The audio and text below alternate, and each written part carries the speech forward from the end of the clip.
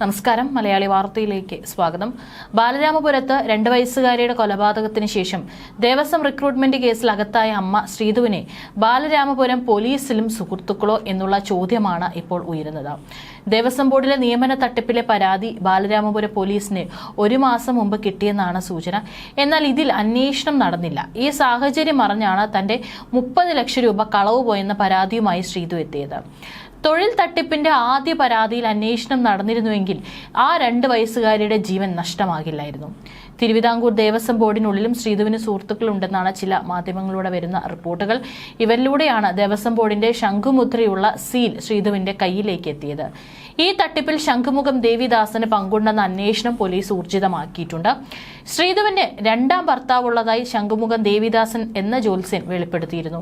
ഇയാളുമായി living together ബന്ധത്തിലായിരുന്നുവെന്നാണ് ജ്യോത്സ്യൻ പറഞ്ഞുവെച്ചത്. ഇയാളെക്കുറിച്ച് സൂചനകൾ തേടുന്നുണ്ട് police.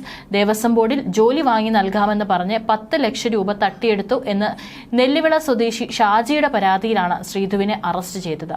4 ലക്ഷം രൂപ തട്ടിയെടുത്തതായി കാണിച്ച് ഒരു അധ്യാപികയും പരാതി നൽകിയിട്ടുണ്ട്. കുടുംബശ്രീ അംഗങ്ങളായ സ്ത്രീകളിൽ നിന്ന് 25,000 രൂപ മുതൽ ലക്ഷങ്ങൾ വരെ കൈക്കലാക്കിയതായും ആരോപണമുണ്ട്.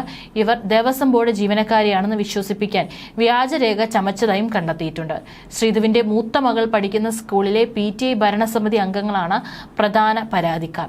ആദ്യ മാസം പരാതിക്കാരന് കൃത്യമായി അക്കൗണ്ടിൽ പണമെത്തി. ഈ സമയത്തൊന്നും ഓഫീസിൽ കയറ്റിയില്ല. പ്രൊബേഷൻ കാലത്ത് ഓഫീസിൽ കയറരുതെന്ന നിർദ്ദേശം ഷിജുവിന് നൽകിയിരുന്നു. 2ാം മാസവും പണം കിട്ടി. തുടർ മാസങ്ങളിൽ പണം കിട്ടാതെ വന്നതോടെയാണ് ശ്രീധുവിനെ സംശയിച്ചു തുടങ്ങിയത്. പോലീസിനോട് ഇതെല്ലാം ശ്രീധു സമ്മതിച്ചിട്ടുണ്ട്. പക്ഷേ പലതും മറച്ചുവെക്കുകയാണ്. ഇത് അന്വേഷണത്തിൽ കടുത്ത വെല്ലുവിളിയായി മാറുന്നുണ്ട്. ദേവസ്വം ബോർഡിനുള്ളിൽ ശ്രീധുവിന് സൗഹൃദമുണ്ട്. അതുകൊണ്ടാണ് ശംഖുമുദ്രയുള്ള സീൽ ശ്രീധുവിന് കിട്ടിയതെന്നാണ് സൂചന. വ്യാജ നിയമന ഉത്തരവുണ്ടാക്കിയ ശേഷം ദേവസ്വം ബോർഡിന്റെ സീൽ സ്വന്തമാക്കി ശ്രീധു അതിൽ പതിച്ചാണ് നൽകിയതെന്നാണ് സൂചന. ശംഖുമുദ്രയുള്ള സീൽ പതിച്ച നിയമന ഉത്തരവായതുകൊണ്ടാണ് പരാതിക്കാരനായ ഷിജു വിശ്വസിച്ചതും. വ്യാജ നിയമന ഉത്തരവ് തയ്യാറാക്കാൻ ശ്രീധുവിന് പുറത്തുനിന്നും സഹായം കിട്ടിയെന്ന് പോലീസ് ഏതാണ്ട് ഉറപ്പിച്ചിട്ടുണ്ട്. ദേവസ്വം ബോർഡിനുള്ളിലെ ഇടത് സംഘടനാ നേതാവുമായി ശ്രീധുവിന് പരിചയമുണ്ടെന്ന സൂചനകളുമുണ്ട്. എന്നാൽ സംഘടനാ നേതാക്കളിലേക്ക് അന്വേഷണം എത്താത്ത തരത്തിലേക്ക് കാര്യങ്ങൾ എത്തിയേക്കും. കാര്യങ്ങളെല്ലാം സർക്കാരിനെ ബോധ്യപ്പെടുത്തിയ ശേഷമേ ഈ തട്ടിപ്പിൽ പോലീസ് തുടർ അറസ്റ്റുകൾ നടത്തൂ. കുറ്റകൃത്യത്തിൽ ശ്രീധു ഒറ്റയ്ക്കല്ലെന്നാണ് പോലീസിന്റെ നിഗമനം. പരാതിക്കാരനായ ഷിജുവിനെ ദേവസ്വം ബോർഡിൽ ഡ്രൈവറായി നിയമിച്ചുകൊണ്ടുള്ള ഉത്തരവാണ് തയ്യാറാക്കിയത്.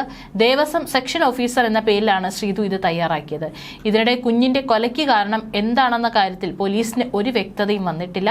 റിമാൻഡിൽ കഴിയുന്ന കുഞ്ഞിന്റെ അമ്മാവൻ ഹരികുമാറിനെ കസ്റ്റഡിയിൽ വാങ്ങി വിശദമായി ചോദ്യം ചെയ്ത് ദുരൂഹത നീക്കാനുള്ള ശ്രമത്തിലാണ് പോലീസ്. അതിനുശേഷം സാമ്പത്തിക തട്ടിപ്പ് കേസിൽ അകത്തായ ശ്രീധുവിനെയും കസ്റ്റഡിയിൽ വാങ്ങും.